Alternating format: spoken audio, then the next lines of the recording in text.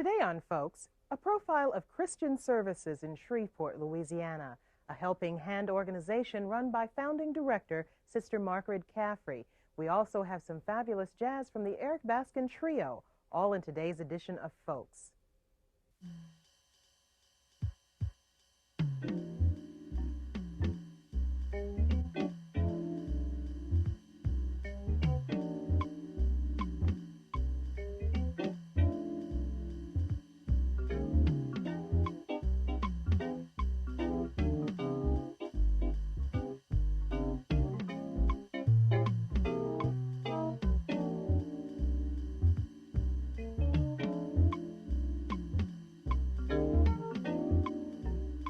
Hello everyone and welcome to Folks. I'm Sonya Masingale.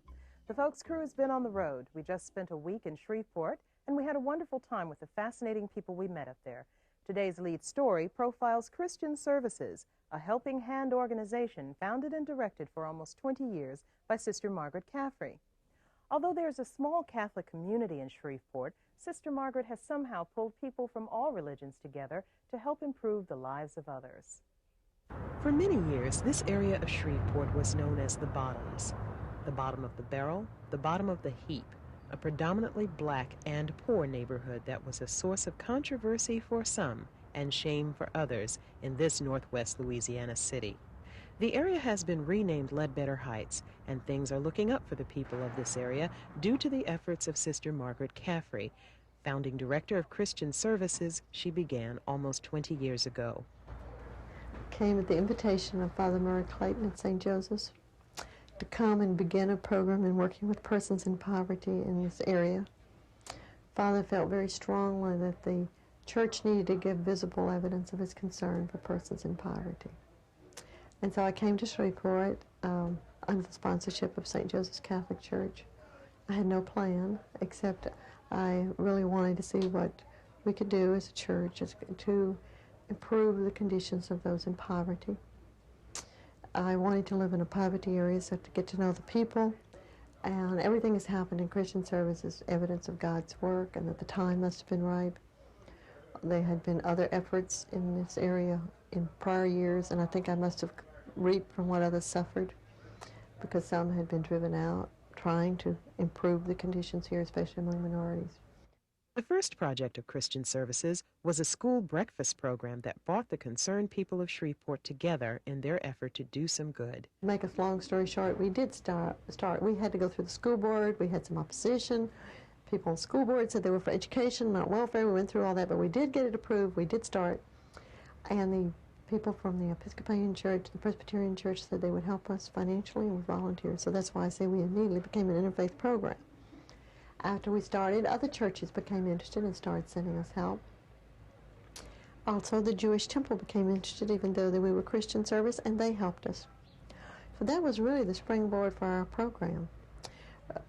It brought many people into the area. It was a poverty area. Many people who lived in Shreveport had lived here for many years and had never been in this area. Did not realize how bad the housing was, the roads, streets that were really just mud paths. So it was a real awakening to a lot of people. It brought us together as a community around a common concern, children who were hungry. Christian Services continue to grow. Money for Christian Services comes in the form of donations. It's all donations. We're totally dependent on donations, and the community has been very supportive. And most of our donations come from individuals who support us. We've had some churches support us, but some of the churches will send us maybe support once a year or something. Our primary support has been from the concerned individuals in the community who have supported us. So we're very much of a community-supported program, and people from all faiths, all races, and many people who don't have a lot of money. People have sent us a regular $10 or $15 a month for all the years we've been in Shreveport, and some of these people themselves have very little. We have some people who receive Social Security who send us something every month. So much of our support comes from people who don't have a lot of money. But some of our money comes from people whom we've helped over the years and now would like to give something back.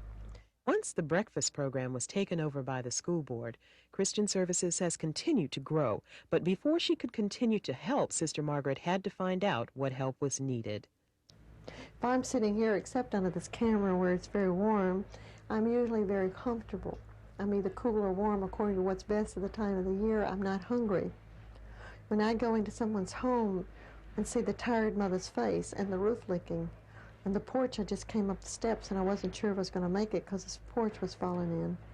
And I see the tired mother's face and the children crying, I'm much more in touch with her problem than I would be here.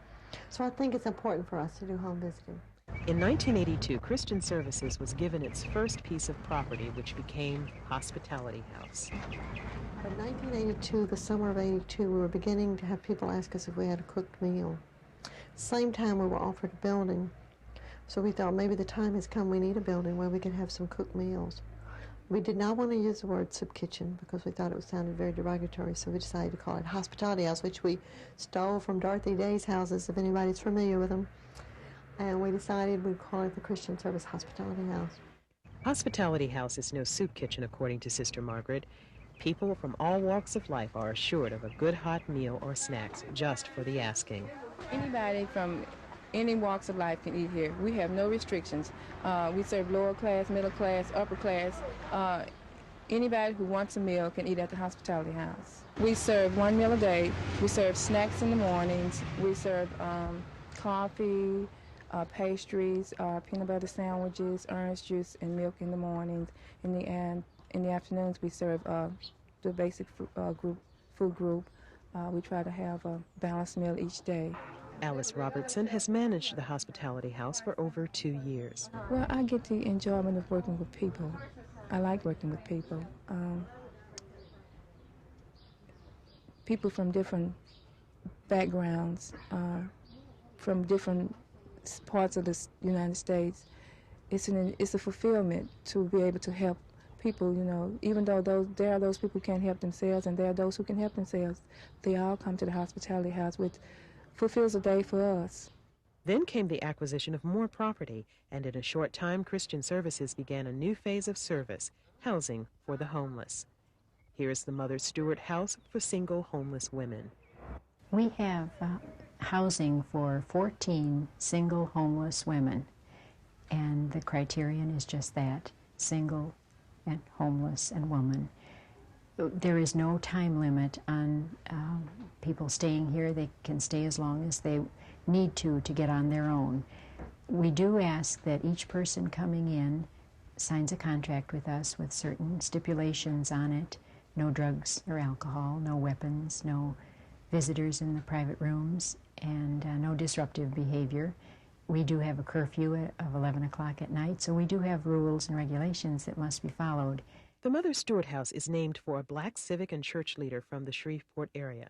Sister Laverne Dolphin explains. Mother Stewart died last year at the age of 105, and I never had the pleasure of meeting her, but I have met her daughter, Mamie Wallace, who stays in constant contact with us here, and she has told us that her mother was a humanitarian, civic, and community and church leader in the black community. And she was a teacher. She raised 12 children, and she was sort of like Sister Margaret on a small scale in that she reached out to as many as she could around in her community to work for justice. She was a prison minister, and she lived in the Benton area and went to the Benton jail and ministered to prisoners there and spoke up for their rights.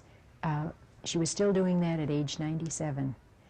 And the last 15 years of her life, as her health failed, she moved here to the Shreveport area and lived with her daughter in this area. So when Sister Margaret was looking for some person to honor and to give recognition to, and she wanted to name this house after a black woman, everyone she asked said, let's name it after Mother Lula Stewart. The Mother Stewart House looks more like a college sorority house than the common conception of a home for the homeless. Each resident has her own room. There are comfortable, spacious living areas. Everyone has some job to do to keep the house clean and comfortable. All of this was designed with the dignity of the residents in mind. When I came last April, to be interviewed for this job, Sister Margaret brought me here to Sprague Street, and I saw these rundown houses, and Mother Stewart House, as the house next door to us now, it was very rundown and dilapidated. We came through the house, and Sister Margaret's face was just lit up, and she was saying, this will be the living room, and these will be their private bedrooms, and they all have to have private bedrooms because everybody needs their privacy. And this will be the office, and this will be the kitchen. And all I saw was dilapidated, shoddy, run-down, terrible-looking building. And I thought to myself, she sees something I don't, you know, but I believe her. I believe her. It can be that way, and she already sees it. And I just didn't. I was caught in the reality of today, which I still see the reality of today. But I think we need both kinds of people. I think we need the people who are in the reality of today and see what, and she certainly sees that too, but she sees farther down the road than a lot of people. Dr. Robert Jackson is soon to be the director of the latest addition to Christian Services, the Martin Luther King Health Center. We sat around and had meetings and talked and had meetings and talked about how we should establish our clinic, and finally decided just to jump in and go with what we had, which was a physician and a soup kitchen. Although Sister Margaret says the hospitality house is more than a soup kitchen. And so in November of '85, we said, okay, I'll just make myself available on Saturday mornings at the hospitality house, and we'll see who comes. And it took about 6 months to establish some trust in the neighborhood and for the people to find out that I really could do some good and help some before I started getting a lot of patients. Up until that time, I'd see 3 or 4 patients every Saturday morning. And then after about 6 months' time, business really started to take off. After we had been seeing patients for a year and a half, a local hospital decided to give us a supply of free medicines, and currently gives us about $1,000 a month worth of free medicines. And we currently see between 20 and 30 patients every Saturday. We've seen a total of almost 600 patients and a total of almost 3,000 patient visits. The health center, now under construction, is the culmination of 4 years of planning and effort. I get a wonderful feeling of self-worth, of doing something more that just makes me feel good. That's number one. Number two, it's fun. I really enjoy it. I don't like getting out of bed more than anybody else. But once I'm out of bed and I've got my first cup of coffee down me, I really enjoy going to work in the clinic. And when I'm driving home, I feel like I've accomplished something. I've done something good.